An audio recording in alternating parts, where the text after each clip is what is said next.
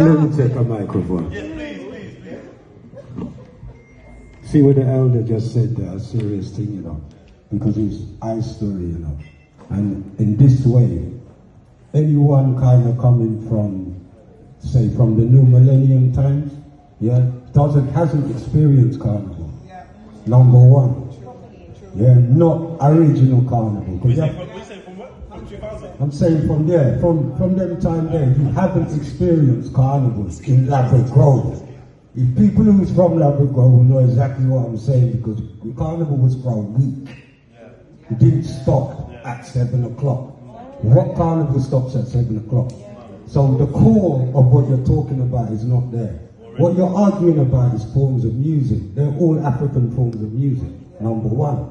They're just developments of that music. Just for a historical perspective, or ahistorical perspective, in 1973, a local man called Leslie Palmer was involved in Notting Hill Carnival. Yeah, and in 1973, it was him who brought in the sound systems into Carnival.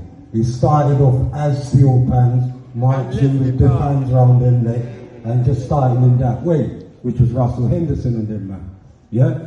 But after that now, Leslie Palmer brought in the sound systems, because if you know Ladbroke Grove, you'll know that this is one of the birthplaces of sound system culture in the UK.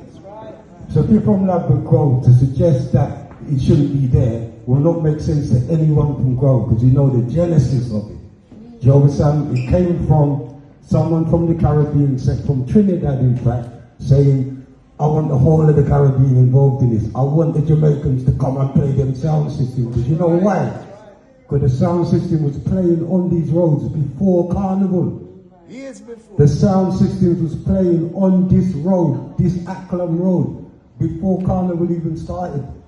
Do you understand? So we have to have a perspective on these things. All African music, but we have to learn the story from the elders and those who come before. That's why I'm saying what I'm saying, because we can argue about the musical form, but it's not about that. It's about the consciousness that was there. Like my brother said, why it started in the first place, because we was getting terrorized. Yes. Yeah, on the streets, and people were fighting back, and Carnival was one of the things that was developed out of that. Resistance. So the spirit of resistance is what's missing from Carnival, the consciousness, the Africanness of it. If you go back, look at some footage from the 70s, and look at the costumes, and look at what was actually going on. Check the vibe that was going on. I ask all of you, after this discussion, go and look up the 70s and the 80s and see what Carnival was like. Remember, one of the biggest resistance in this area was 1976 Carnival, yeah? Where they run the police out, you know. I used to come sound system on this road, yeah? And it used to be a line of we on one side and Babylon on the other, you know. And we have pump with them and just look on them. Because that was the time. You understand? That's how we know Carnival, you understand, is when the people own the streets. When we own the streets for that week, that was Carnival. Anything that stops at 7 is not Carnival.